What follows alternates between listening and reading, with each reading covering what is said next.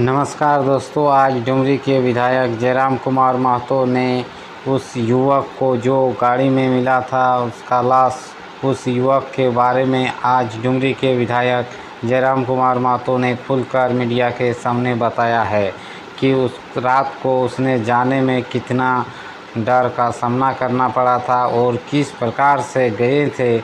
उसका जो साथी था, उसका जो बॉडीगार्ड था, वह सब डर कर वो लोग भी बहुत ज़्यादा डर गए थे और क्या कुछ हुआ आज उसने मीडिया के सामने डुमरी के विधायक जयराम कुमार महतो ने बताया है। तो चलिए आज हम आपको सुनाते हैं इस वीडियो पर, तो आप इस वीडियो पर बने रहें। ही पड़ता है, लेकिन जिनकी हत्या हुई वो मांडू विधानसभा के हैं और बल्कि वह हमारे राजनीतिक दल के, बल्कि अन्य राजनीतिक दल के समर्थक भी हैं। अच्छा। लेकिन हम मानवता को पहले रखते हैं, पहला स्थान पे मानवता को रखते हैं। तो हम थे उस समय बेरमो विधानसभा का एक अलग ही हिस्सा है जरीडी, जो बंगाल की सीमा से टच करता है। हम वहाँ पर थे। लगभग 12:23 में हमारे मोबाइल पर एक कॉल आता है। एक राहगीर कह सकते हैं, एक राहगीर उस रास्ते से होकर जा रहा था अपनी पत्नी के साथ एक वैवाहिक कार्यक्रम से अपने घर वापस जा रहा था।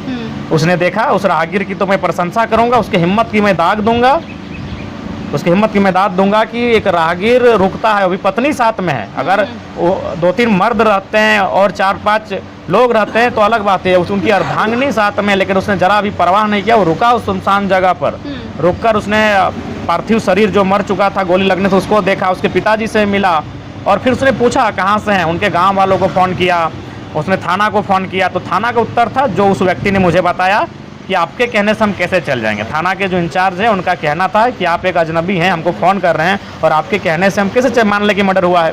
तब उन्होंने फ़ोन किया हमें कि अब लास्ट उपाय है विदाई। यानी 12:23 अगर उन्होंने हमें फ़ोन किया तो जाहिर सी बात है थाना को सूचना हमें लगता है कि हमसे 10-15 मिनट पहले हो गई होगी। तो फिर हम बोले ठीक है, उसी रास्ते से हम घर वापस जाएंगे, तो हम वहाँ जाएंगे। हमने परिवार को सूचना दिया, प्रोटोकॉल बनता है, लेकिन उनका हालत ख़राब था, एकदम टाइम फिक्स था। बोला ऊपर से हमें ही निवेदन करने लगे कि हो सके तो विधायक जी आप उस घटना स्थल पर ना जाएं। वो अति नक्सल प्रभावित क्षेत्र है। वास्तव में 1-1.5 महीना पहले वहाँ 2 नक्सली को मारा गया था, लेकिन नक्सली मुठभेड़ में मारा गया था और उसी लोकेशन में मारा गया था और 12 बजे दिन में मारा गया था और रात के 1 बजे तो भाई टाइम फिक्स होना स्वाभाविक है। तो फिर हम बोले हम सुनने वाले किसी की है नहीं, हम अपना सुनते हैं। हम चले गए। जब गए तो हमको भी थोड़ा सा उस समय हमारे पूरी टीम को डर लगा था। डरना स्वाभाविक है, अगर कोई बोलता है कि हमको डर नहीं लगता तो गलत बोलता है। हाँ, वो डर को दबा देता है, वो डर को हरा देता है, वो डर को मात दे देता है, लेकिन डर तो सबको लगता है। तो हम लोग को भी थोड़ा सा सुना जंगल, सुनसान जंगल है, कोई आमने सामने नहीं है, कोई नहीं है, एक परिंदा भी आवाज़ नहीं दे रहा। अभी मौसम भी ऐसा है कि पत्ते भी नहीं हिल रहे हैं, एकदम सुनसान जंगल। अगर एक चिड़िया भी आवाज़ देती तो डर के मारे सिहरन हो जाता। तो उस परिस्थिति में हम लोग गए, गाड़ी को रोकें। तो फर्स्ट अटैम्प हम लोग भी बोले कि नहीं थोड़ा सा चलिए अब आगे चलते। बॉडी को देखे और हम लोग 100 मीटर आगे बढ़ गए, क्योंकि हम लोग भी वहाँ से प्लानिंग करने लगे कि भाई अगर कुछ हो जाए तो फिर अपने दोनों अंगरक्षकों को कहा कि अपनी पिस्तौल को चेक करिए ठीक ठाक है कि नहीं।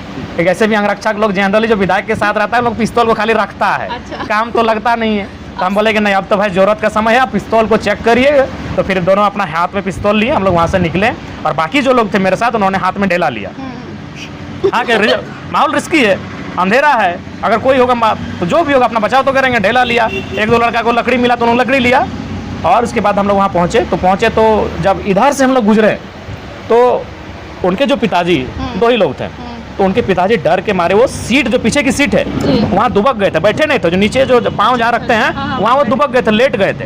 तो जब गाड़ी का लाइट दिखा तो उनको हिम्मत मिला, वो बाहर आए और देखा कि 4-5-6 लोग आ रहे हैं, चहलकदमी कर रहे हैं, तो उनको हिम्मत मिला, वो बाहर आए। तो बाहर आए तो फिर उसको हैंड्सअप करने के लिए बोला गया। तो भाई वो अंग्रेजी थोड़ी पूछ रहा है, हालांकि वो पुराना जमाना का।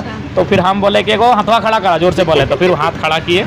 तो फिर हाथ खड़ा करने के बाद बोले कि जो मर गया है बाबू हम उसका बाप हैं।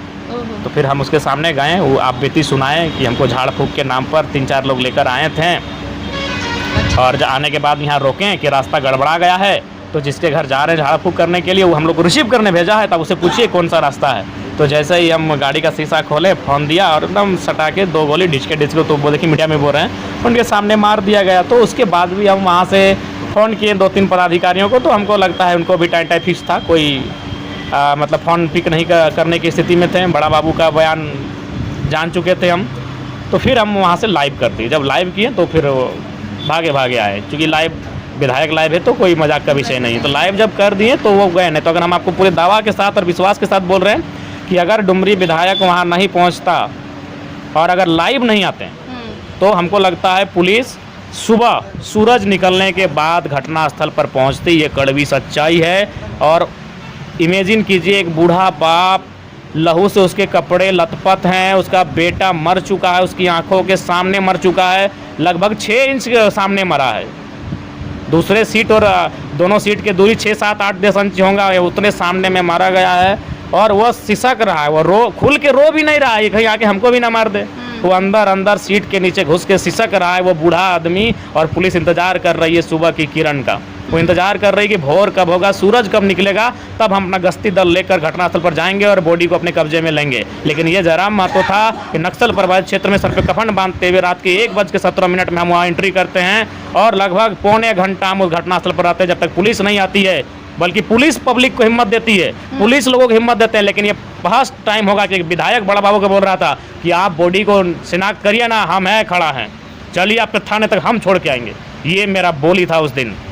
बड़ा बाबू को हम ये बोले थे कि हम खड़ा हैं, डुमरी विधायक आपके सामने खड़ा है, आप उठाइए बॉडी को। हम ये बोले चलिए थाना तक आपको छोड़ के आएंगे। और जी हाँ, उनकी गाड़ी आगे, हमारी गाड़ी पीछे, उनको हम थाना तक छोड़ के आए। उसके बाद हम घर आए थे। ये वाक़या था उस दिन। जरा तो फ्रेंड, हमारा यह वीडियो आपको कैसा लगा आप हमें ज़रूर कमेंट करके बताना। वीडियो अगर अच्छा लगा हो तो अपने दोस्तों को ज़रूर शेयर करना। और इस तरह का वीडियो आप रोज़ाना देखने के लिए आप हमारे यूट्यूब चैनल को ज़रूर सब्सक्राइब करके रखना। चलिए हम मिलते हैं नेक्स्ट वीडियो में, तब तक के लिए जय हिंद।